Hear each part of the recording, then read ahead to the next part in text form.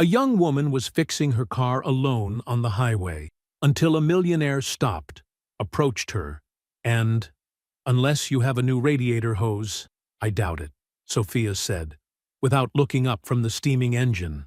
Her hands worked quickly, checking connections and feeling for loose parts, despite the heat radiating from the metal. The man in the expensive suit stepped closer, his polished shoes crunching on the gravel shoulder. "I don't know much about cars, but I can call someone who does." Already did. Sophia finally glanced at him, noting his perfectly styled silver hair and the way his navy suit somehow still looked crisp in the desert heat. "Tow truck's 20 minutes out. Mind if I wait with you? It's not safe out here alone." Sophia almost laughed.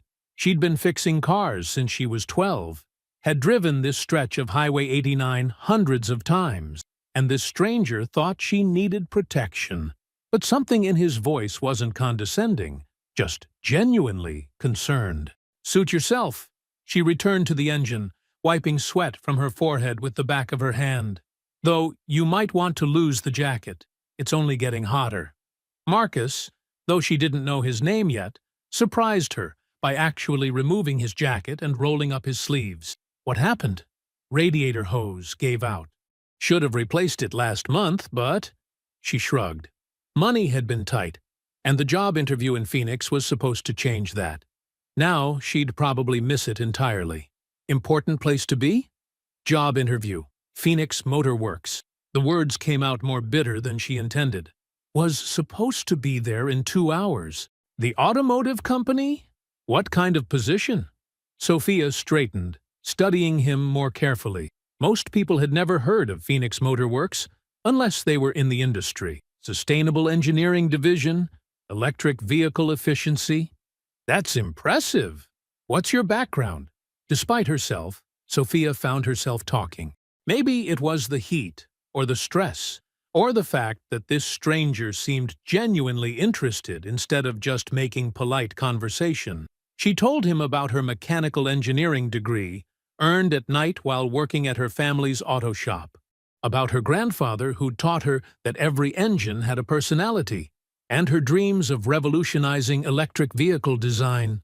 "Renewable energy is the future," Marcus said, and Sophia heard real passion in his voice. "The combustion engine has had its day. Tell that to the oil companies, or the traditional automakers who think electric means slow and boring." Sophia gestured to her Mustang. "This baby's from 1967, and she's got more soul than any Tesla. Tesla's impressive, but you're right about soul. There's something about the connection between driver and machine that gets lost in all the technology." "Exactly." Sophia felt a spark of connection. "Don't get me wrong, I love innovation, but engineering should enhance the experience, not replace it." They talked for another 15 minutes about sustainable technology and the future of transportation. Marcus asked thoughtful questions about her work, and Sophia found herself explaining concepts she'd never had to articulate to someone outside the industry. He understood immediately, building on her ideas in ways that surprised her. When the tow truck arrived, Sophia felt oddly disappointed that their conversation was ending.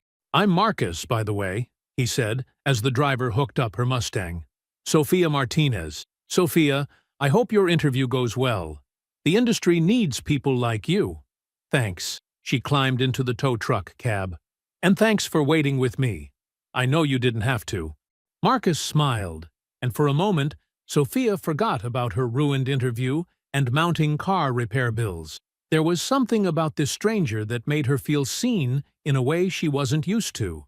It wasn't until she was settling into the passenger seat that she noticed the business card on the ground where Marcus had been standing. She leaned out to grab it, thinking she should return it. The words hit her like a physical blow. Marcus Sterling, Chief Executive Officer, Sterling Dynamics. Sterling Dynamics, the massive corporation that had just acquired Phoenix Motor Works. The company that, according to industry rumors, was planning to gut the sustainable division she'd hoped to join. Sophia stared at the card, her mind racing. Marcus Sterling hadn't been some random good Samaritan. He was the CEO of the company that now controlled her future. Had their entire conversation been some kind of test? Some corporate game she didn't understand? "You okay, miss?" the tow truck driver asked. Sophia crumpled the business card in her fist. "Yeah, just perfect." As they drove toward the repair shop, Sophia couldn't stop thinking about Marcus's questions. How much had he already known about her? About the interview? She'd opened up to him about her dreams, her family, her grandfather's legacy. Now it all felt like some elaborate manipulation. The worst part was how genuine he'd seemed, the way he'd listened, the passion in his voice when he talked about renewable energy. Either Marcus Sterling was an incredible actor, or there was more to this story than she understood. By the time they reached Martinez Auto Repair, Sophia had made a decision. She would still try to make that interview, even if she had to take the bus. And if she saw Marcus Sterling again, she'd have some questions of her own. Her phone buzzed with a text from her brother Diego. "How'd the interview go?" Sophia stared at the message, then at the crumpled business card still clutched in her hand. How was she supposed to explain that her career dreams were now in the hands of a man she'd met on the side of the road? A man who'd let her pour out her heart, while hiding who he really was? "Still working on it," she texted back.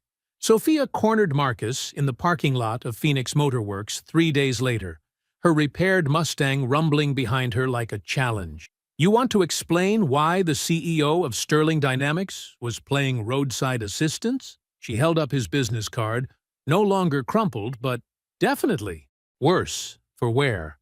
Marcus had been walking to his car after a board meeting, and the sight of Sophia striding toward him in her interview clothes made his chest tighten with something he couldn't name. Relief, maybe. Or dread. "You came to the interview anyway. Don't change the subject. You lied to me." "I never said I wasn't Marcus Sterling." "Oh, right. Just conveniently forgot to mention you own the company I was interviewing with." Sophia's blue eyes flashed with anger. What was that on the highway? Some kind of corporate research? Marcus loosened his tie, suddenly feeling like the desert heat had followed him into the covered parking garage. "I don't usually tell people who I am. It changes things." "Yeah, I bet it does. How much did you already know about me?" "Nothing. I was driving back from a site visit when I saw you broken down." Marcus stepped closer, and Sophia didn't back away. "Everything you told me about your work, your family, I heard it for the first time on that highway." "Right. And I'm supposed to believe that." "My ex-fiancée left me at the altar 2 years ago," Marcus said quietly. "Want to know why? Because she realized marrying me wouldn't give her access to company shares. The family trust makes sure of that. She spent 18 months pretending to love me for nothing." Sophia's anger faltered slightly. There was real pain in his voice, the kind that couldn't be faked. "That doesn't excuse lying to me." "You're right. It doesn't." Marcus pulled his keys from his pocket, then stopped. "Your Mustang running okay? Don't you dare try to change the subject again." "I'm not. I'm asking if you'd let me buy you dinner. Somewhere we can talk without yelling in a parking garage." Sophia studied his face, looking for signs of manipulation or corporate calculation. All she saw was a man who looked tired and oddly hopeful. "One dinner, and you answer every question I ask. Deal." Marcus took her to a small Mexican restaurant in Tucson, nothing fancy or corporate. Sophia had suggested it, testing whether he'd insist on somewhere more expensive. Instead, he'd seemed genuinely interested in her recommendation. "How long have you been hiding who you are?" Sophia asked after they'd ordered. "Since I inherited the company 5 years ago. My father built Sterling Dynamics from nothing, but he also made a lot of enemies. The Sterling name opens doors, but it also puts targets on your back. Must be lonely." Marcus looked surprised by her directness. "It is. People either want something from you, or they're intimidated by what you represent. There's not much middle ground. So you lie instead." "I omit. There's a difference." Sophia raised an eyebrow. "Is there?" Marcus found himself smiling despite the tension. "You don't let anything slide, do you?" "My grandfather always said engines don't lie." Neither should people. Tell me about him. Sophia hesitated, then seemed to decide he'd earned at least that much honesty. She talked about growing up in her grandfather's shop, learning that every car had its own personality, how he'd encouraged her engineering dreams even when her parents worried about the cost of college. He died my senior year, Sophia said. Never got to see me graduate, but he left me that Mustang, and every time I work on her, I remember what he taught me about patience and precision. The sustainable technology. Is that for him? Partly, but mostly it's because the world needs it. Climate change isn't going away because we're nostalgic for V8 engines. Marcus leaned forward. What if I told you I agree with you? I'd say you have a funny way of showing it, buying up companies and shutting down their green tech divisions. Is that what you think Sterling Dynamics does? Isn't it? Sophia challenged. Phoenix Motor Works had one of the most innovative sustainable programs in the industry. Now they're closing it down the day after my interview. Coincidence? Marcus was quiet for a long moment. The acquisition was in motion before I became CEO. Some decisions take time to reverse. That's a politician's answer. It's the truth. Corporate bureaucracy moves slowly, especially when you're fighting board members who've been there since before you were born. Sophia studied his face. Are you fighting them? Every day. Something in his voice made her want to believe him. Against her better judgment, she found herself warming to this complicated man, who seemed genuinely interested in her work and her world. After dinner, Marcus surprised her by asking to see her family's shop. It's almost 9 o'clock, Sophia protested. Is that a no? Sophia led him to Martinez Auto Repair, where her brother, Diego, was still working under the hood of an old pickup truck. He looked up when they entered, taking in Marcus's expensive clothes with obvious curiosity. Diego, this is Marcus. Marcus, my brother, the guy who helped you on the highway. Diego wiped his hands on a rag before extending one to Marcus. Thanks for that. Your sister didn't need much help. She had everything under control. Diego grinned. She always does. Sophia could rebuild an engine blindfolded. I'd like to see that sometime, Marcus said, and Sophia felt her cheeks warm. Marcus spent the next hour asking Diego about the shop, about their father's business philosophy, about the community they served. He listened with genuine interest as Diego explained their sliding scale pricing for customers who couldn't afford full rates. Dad always says cars are how people get to their lives, Diego explained. Single mom needs to get to work. Kid needs to get to school. We're not just fixing engines. We're fixing problems. Marcus nodded slowly. That's a good way to look at it. When they finally left the shop, Sophia felt off balance. This wasn't the corporate raider she'd expected. This was someone who seemed to genuinely care about the impact of his decisions. Your family's special, Marcus said as they stood by her Mustang. They are. They're also protective. Diego's probably running background checks on you right now. Good. You should have people looking out for you. Sophia looked at him in the parking lot light, this complicated man who seemed to carry the weight of the world on his shoulders. Marcus, what happens now? I don't know, but I'd like to find out. When Sophia got home that night, she sat in her kitchen staring at Marcus's business card. Her phone buzzed with a text from an unknown number. Thank you for dinner, and for giving me a chance to explain. M. She typed, and deleted 3 different responses before settling on, thank you for being honest. Finally. His reply came immediately. It felt good. I'd forgotten what that was like.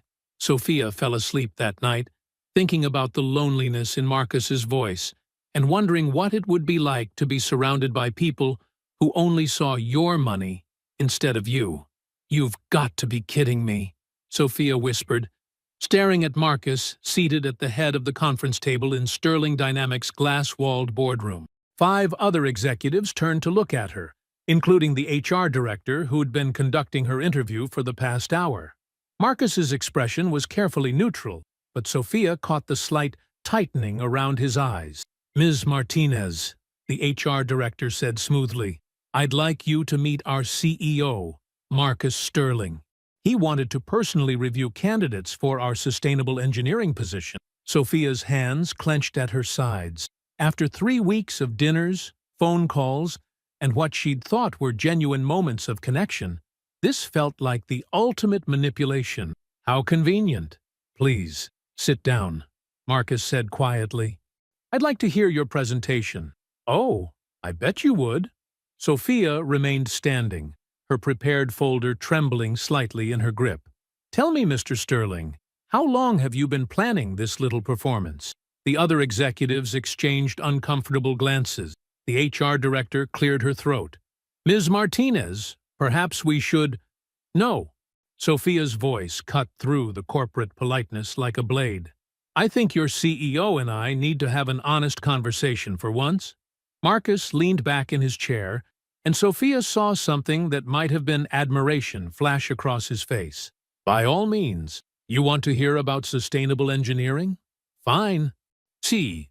Sophia slammed her folder on the polished conference table. Let's talk about corporate responsibility, about companies that buy innovative technology just to bury it, about executives who make decisions that affect real people's lives from boardrooms 30 floors above the ground. She opened her folder and pulled out her presentation materials, but instead of the technical specifications she'd prepared, she began speaking from her heart. Phoenix Motor Works was developing battery technology that could revolutionize electric vehicle efficiency, longer range, faster charging, lower environmental impact. But you're shutting down their sustainable division tomorrow, aren't you? All that innovation, all those jobs, all that potential, gone because it doesn't fit your quarterly profit projection. Ms. Martinez, the HR director began again. I'm not finished. Sophia's eyes never left Marcus's face. You want to know what sustainable engineering really means? It means thinking beyond next quarter's earnings. It means understanding that innovation requires investment, patience, and the courage to challenge existing systems. She pulled out her grandfather's old notebook, pages filled with hand-drawn engine diagrams and calculations. This belonged to my grandfather. He spent 40 years perfecting engine designs that manufacturers told him were impossible. But he kept working, kept believing, because he knew that real innovation comes from people who care about the work, not just the profit. Sophia's voice grew stronger as she warmed to her theme. You can buy companies, Mr. Sterling. You can acquire patents and shut down competition. But you can't buy innovation. You can't purchase the kind of dedication that drives real breakthroughs. And you certainly can't fake the passion required to solve the climate crisis. The boardroom was completely silent. Marcus's expression had shifted from neutral to something Sophia couldn't quite read. The automotive industry is at a crossroads, she continued. We can either lead the transition to sustainable transportation, or we can protect outdated business models until someone else forces us to change. Companies like Sterling Dynamics have the resources to be pioneers. Instead, you're choosing to be obstacles. Sophia closed her grandfather's notebook and met Marcus's gaze directly. So, no, Mr. Sterling, I don't think I want to work for your company after all. I'd rather keep my integrity. Seater, she gathered her materials and headed for the door, her heart pounding with a mixture of adrenaline and devastation. 3 weeks of hoping, of believing that maybe Marcus really understood her vision, and it had all been an elaborate corporate game. Ms. Martinez, Marcus's voice stopped her at the door. That was the most compelling presentation I've heard in 5 years as CEO. Sophia turned back, anger flashing in her eyes. Save it for someone who's still buying what you're selling. The board meeting to finalize the Phoenix Motor Works closure is tomorrow at 10 a.m. If you're interested in fighting for that sustainable division, I could use someone with your passion arguing alongside me. Alongside you? Sophia's laugh was bitter. Right, because this whole thing hasn't been manipulation enough. She pushed through the glass doors and strode toward the elevators, aware that the entire boardroom was watching through the transparent walls. Marcus followed her. Sophia, wait. No. She jabbed the elevator button repeatedly. I'm done waiting, done believing, done pretending this is anything other than what it is. And what is it? The elevator doors opened, and Sophia stepped inside before turning to face him. A powerful man, amusing himself with someone he thinks is beneath him. That's not, isn't it? Sophia's voice cracked slightly. 3 weeks, Marcus. 3 weeks of dinners and phone calls and me actually thinking you cared about my work. About me? God, I'm such an idiot. The elevator doors began to close, but Marcus caught them. Sophia, you have to believe me. My feelings for you are real. Your feelings? Sophia shook her head. You don't get to talk about feelings after orchestrating this whole charade. Did you enjoy it? Watching me fall for the kind, lonely billionaire act? It wasn't an act. Then prove it. Cancel the Phoenix closure. Keep the sustainable division. I can't just... Right. Because it's complicated. Because of board politics and quarterly projections and all the other excuses rich people use when they don't want to do the right thing. The elevator doors closed between them, and Sophia watched Marcus's stricken expression disappear behind polished steel. In the parking garage, Sophia sat in her Mustang for 20 minutes before she could stop shaking enough to drive. Her phone buzzed with 3 texts from Marcus, but she deleted them without reading. By the time she reached her family's shop, the hurt had crystallized into cold resolve. Diego took one look at her face and wisely asked no questions, just handed her a wrench and pointed to the Chevy that needed a transmission rebuild. Want to talk about it? He asked after an hour of watching her attack the engine with unusual aggression. Rich men are bastards, Sophia said without looking up. That's all you need to know. Her phone rang. Marcus's name flashed on the screen. Sophia declined the call and went back to work, channeling her anger into the familiar rhythm of repair and restoration. What she didn't know was that across town, Marcus was staring out his office window, her grandfather's notebook still sitting on the conference table where she'd left it. The HR director had retrieved it, thinking it was part of her official presentation materials. Marcus opened it carefully, studying the hand-drawn diagrams and careful calculations. On the last page, in faded ink, someone had written, "For Sophia, never stop believing in impossible things. Love, Abuelo." He closed the notebook and reached for his phone, scrolling through his contacts until he found a number he hadn't called in 2 years. Victoria? It's Marcus. We need to talk. Victoria Ashford walked into the coffee shop like she owned it. Her platinum blonde hair swept into a perfect chignon and her designer suit tailored to intimidate. Sophia barely recognized the woman sliding into the booth across from her. "Thank you for meeting me," Victoria said, placing a leather portfolio on the table between them.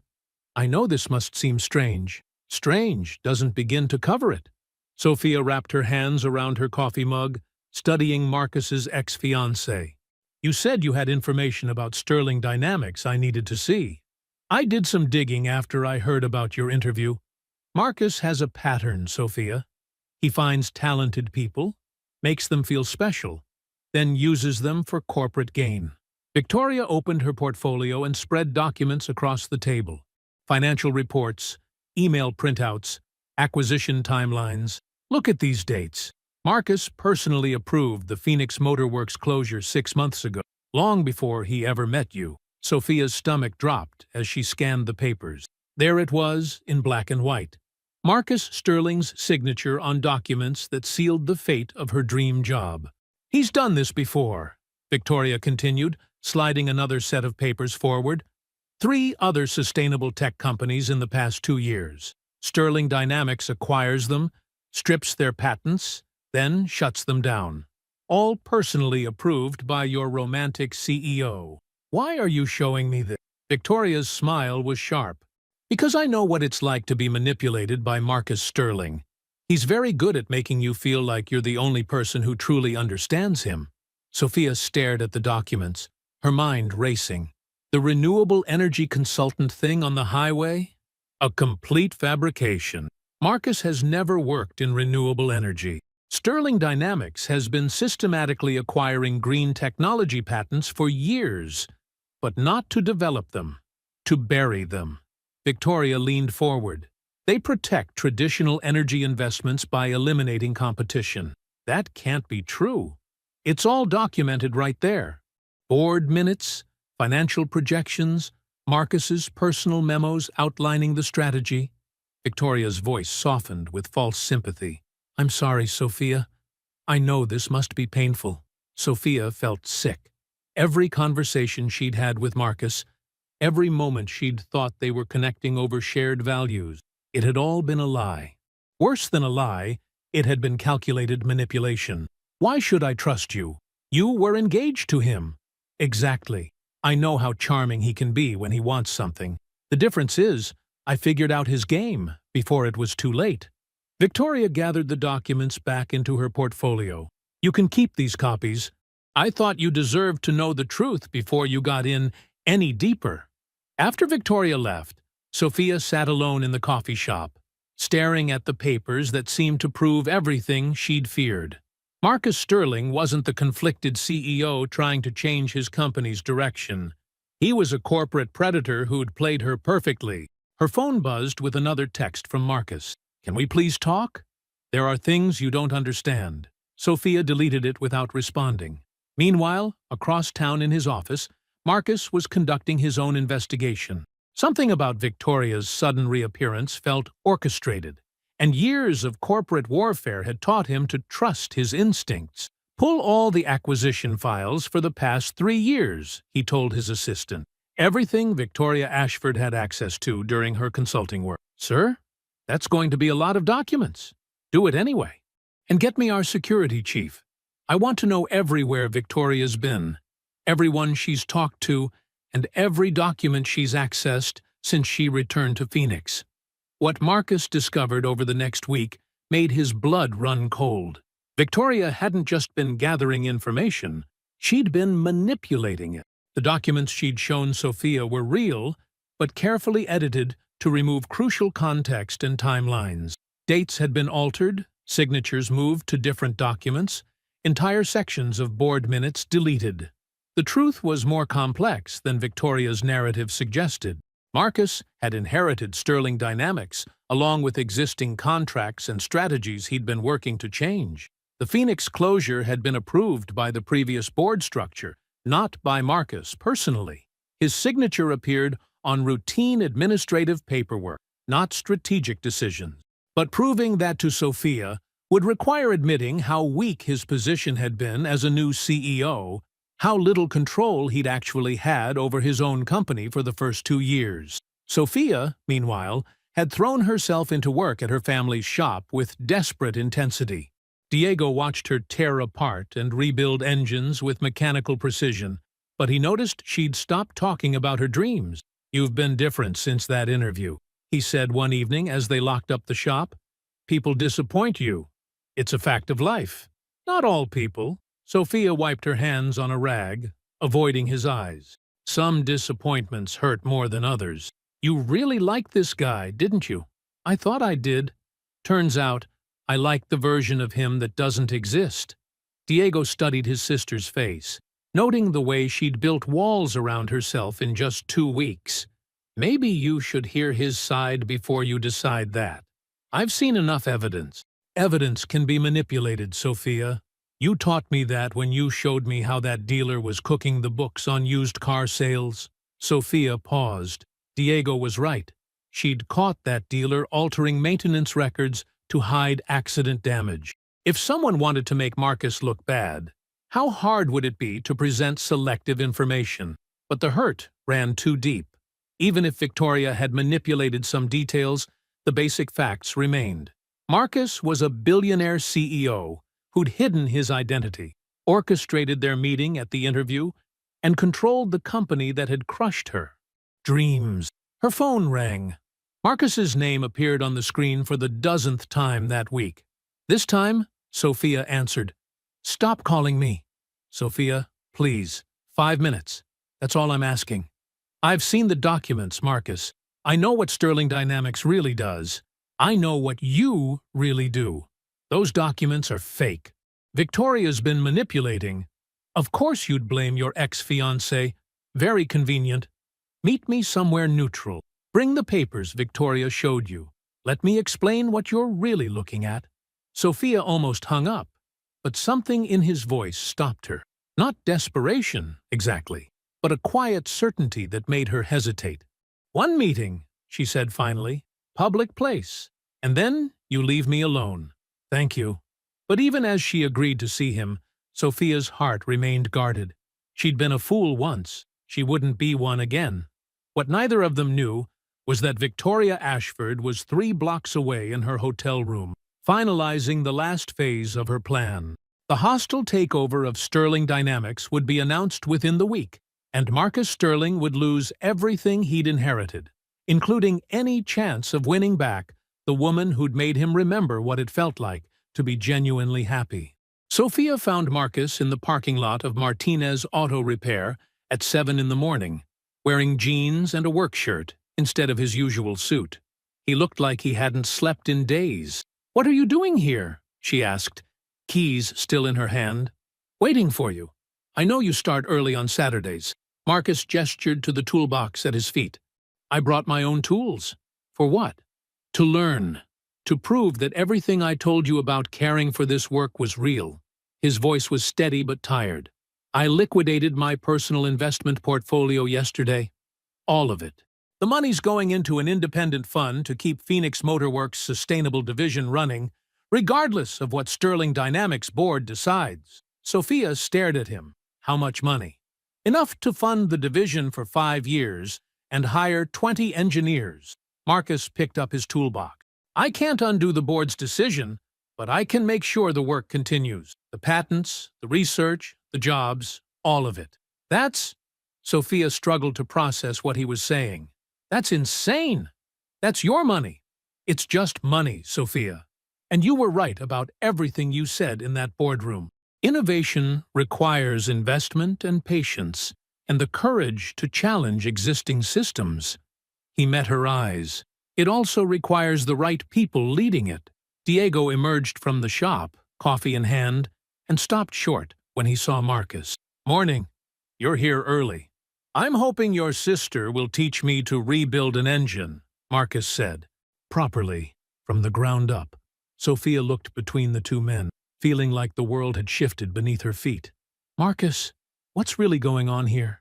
"Victoria's planning a hostile takeover of Sterling Dynamics. She's been manipulating board members and investors for months, using carefully edited documents to make it look like I've been running the company into the ground."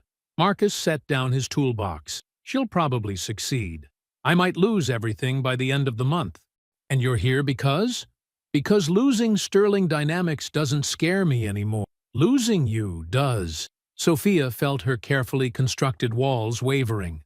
"Those documents she showed me, real documents with fake context. Dates moved, signatures transplanted, entire sections deleted." Marcus pulled out his phone and showed her a screen full of digital forensics reports. "My security team spent the week proving the manipulation. But by the time we expose it, the damage will be done." Diego cleared his throat. "I'm going to start the coffee. You two should probably take this conversation inside." But Sophia shook her head. "No, out here is fine." She looked at Marcus, standing in the morning light with his toolbox and his impossible gesture. "You really liquidated everything? The Phoenix engineers deserve better than corporate politics. They deserve a chance to change the world." Marcus's voice was quiet, but certain. "And they deserve a leader who understands the work, not just the business. You want me to run it. I want you to transform it into something your grandfather would be proud of." Sophia felt tears threatening and blinked them back. "Why should I believe you this time?" "Because I'm not asking you to believe me. I'm asking you to let me prove it." Marcus gestured to the shop. "Let me work here. Let me learn what your family does, how you think about problems, what it means to fix things instead of just acquiring them. For how long? However long it takes." Sophia studied his face, looking for signs of manipulation or corporate calculation. All she saw was a man who looked genuinely lost and genuinely hopeful at the same time. "Diego's going to put you to work on the nastiest jobs we have," she warned. "I'm counting on it. And I'm not going to go easy on you just because you're rich. I wouldn't want you to. Sophia opened the shop door. Come on then. Let's see if a CEO can learn to get his hands dirty. What followed were 8 weeks of the most challenging and rewarding work Marcus had ever done. He learned to diagnose engine problems by sound, to feel the difference between worn and healthy parts, to understand the satisfaction of taking something broken and making it whole again. Diego delighted in assigning him the worst jobs, crawling under oil-stained trucks, wrestling with rusted bolts, cleaning parts that looked beyond salvation. Marcus attacked each task with the same intensity he'd once brought to corporate negotiation. Sophia watched him struggle with unfamiliar tools and concepts, but she also saw him ask thoughtful questions and remember every answer. When he couldn't get a stubborn bolt loose, he tried 3 different approaches before asking for help. When he accidentally cross-threaded a spark plug, he bought a new part with his own money and stayed late to fix his mistake properly. He's not what I expected, Diego admitted to Sophia after Marcus spent an entire afternoon helping an elderly customer whose car had died in their parking lot. What did you expect? A rich guy playing at being normal, but he really cares about getting things right. Sophia had noticed it too. The way Marcus listened when customers explained their problems, the genuine satisfaction on his face when an engine fired up clean after repair, the careful attention he paid to their father's stories about building the business from nothing. Tell me about your grandfather, Marcus said one evening as they worked side by side on a classic Camaro restoration. Sophia found herself sharing memories she rarely talked about. How her grandfather had encouraged her engineering dreams when everyone else expected her to become a teacher or nurse. How he'd taught her that every problem had a solution if you were patient enough to find it. He sounds like someone who would have liked what you're trying to build with the sustainable division, Marcus said. Maybe. He believed in progress, but he also believed in respecting what came before. Sophia gestured to the Camaro's engine bay. This car's 40 years old, but with the right modifications, it could run cleaner than most modern vehicles. Innovation built on foundation, not replacing it. Exactly. As the weeks passed, Sophia found herself looking forward to their conversations as much as the work itself. Marcus asked questions that challenged her assumptions, brought perspectives from his business experience that she hadn't considered. When she explained a complex engineering problem, he listened with the same intensity he'd once brought to board meetings. The day the Phoenix Motor Works acquisition was officially announced, Marcus showed Sophia the paperwork for the independent research fund he'd created. Her name was listed as Director of Innovation, with full authority over hiring, projects, and strategic direction. You don't have to accept, he said quietly, but the offer stands regardless of what happens between us personally. Sophia traced her finger over the document, seeing her grandfather's dreams reflected in the mission statement Marcus had written. This is really what you wanted to do all along, isn't it? Before you inherited Sterling Dynamics, I had a small renewable energy consulting firm, 20 employees, 3 clients, and more passion than profit. Marcus smiled ruefully. I gave it up when my father died because I thought I owed it to his legacy to run his company. But it wasn't your legacy. No, it wasn't. Sophia made her decision that night, standing in the shop where she'd learned to fix her first engine. She called Marcus and told him she'd take the position, but on one condition. What's that? You keep working here on weekends. The engineers need to understand that innovation comes from understanding how things actually work, not just how they're supposed to work. I'd like that. And Marcus? When this is over, when Victoria's done whatever she's planning and the dust settles, I want you to restart that consulting firm, but bigger this time. Sophia, the world needs people who understand both business and engineering. People who can bridge the gap between profit and purpose. Sophia took a deep breath. The world needs you to be who you really are, not who your father expected you to be. 6 months later, Marcus stood in the transformed Phoenix Motor Works facility, watching Sophia present their breakthrough battery technology to a room full of investors and engineers. The hostile takeover had failed when Victoria's document manipulation was exposed, but Marcus had voluntarily stepped down as CEO anyway. Sterling Dynamics was now run by a board of directors focused on sustainable innovation. Marcus had started Sterling Renewable Consulting with Sophia as his chief technical officer. Their first client was his former company.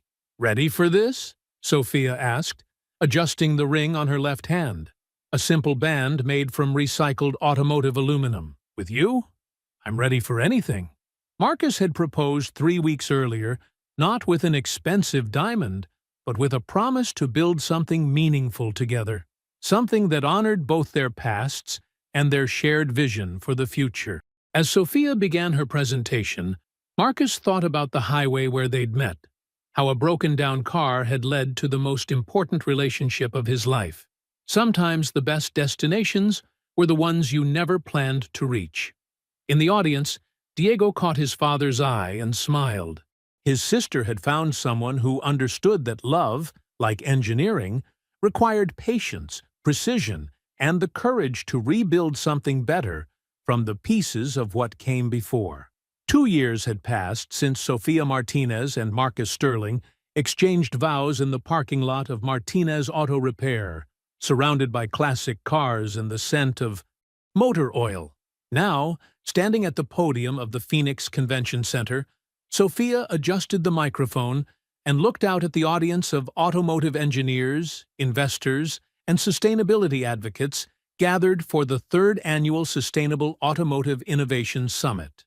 "When my grandfather taught me to rebuild my first engine, he told me that every machine has a heartbeat," Sophia began, her voice carrying clearly through the packed auditorium.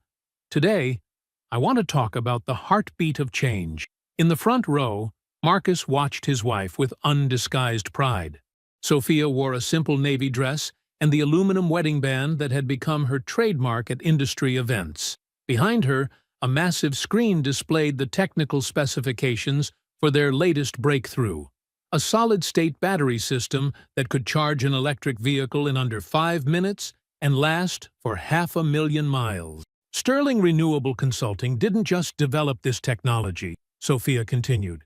"We proved that innovation happens when you combine business acumen with hands-on engineering experience, when you understand not just how things should work in theory, but how they actually work in practice." The audience erupted in applause. Marcus glanced at the business journalists frantically taking notes and smiled.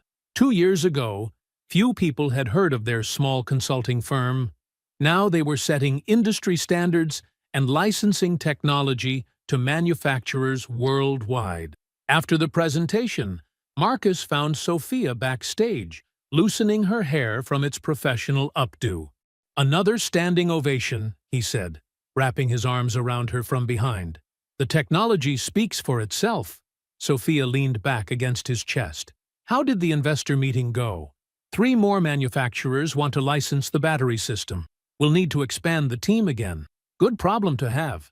They drove home to their ranch house on the outskirts of Phoenix, where Sophia's original Mustang sat next to their latest prototype in the oversized garage Marcus had built as a wedding gift.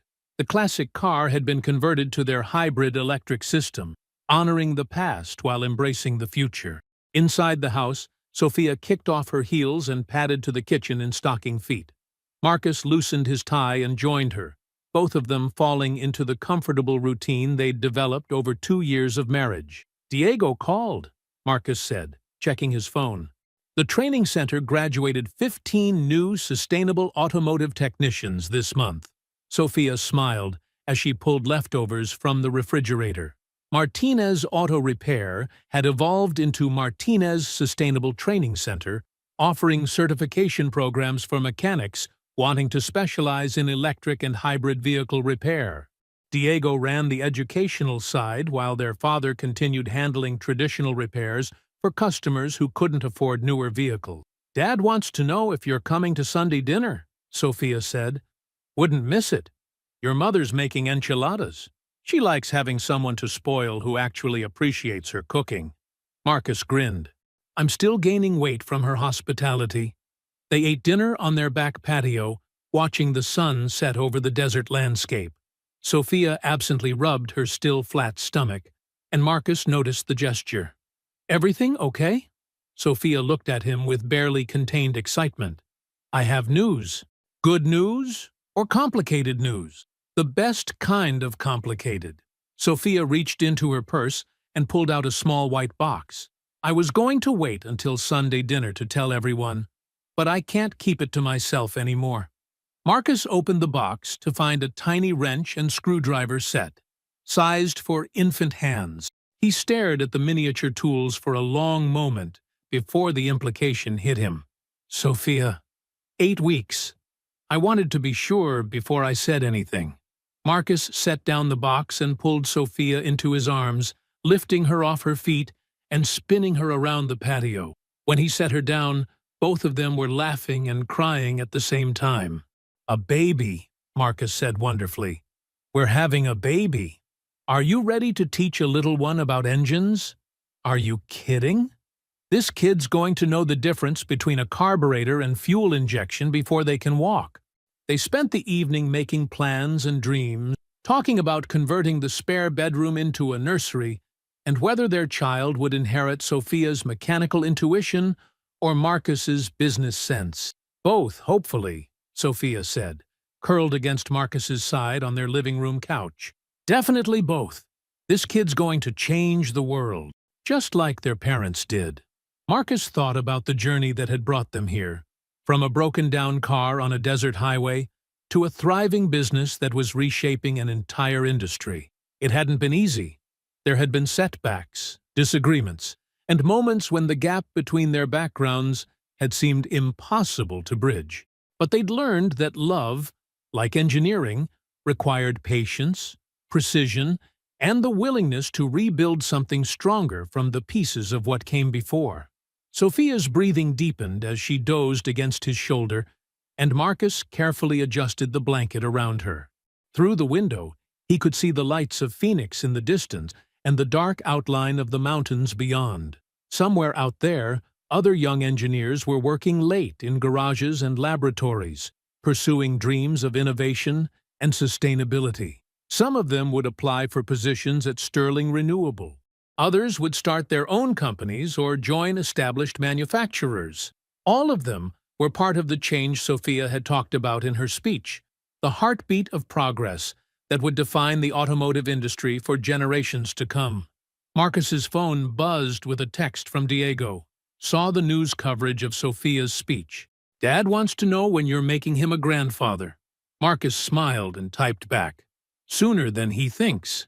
Outside, a car backfired on the distant highway, the sound echoing across the desert. It reminded Marcus of that first day when Sophia's Mustang had broken down and changed both their lives forever. Some of the best destinations, he'd learned, were the ones you never planned to reach. And sometimes the most important journeys began with something that seemed like a breakdown, but was actually the first step toward building something beautiful. As Sophia slept peacefully beside him, Marcus looked toward the future they were creating together, a future powered by sustainable innovation, strengthened by family bonds, and built on the foundation of a love that had transformed not just their lives, but the world around them. The desert highway that had once threatened to keep them apart had become the path toward everything they'd never dared to dream possible.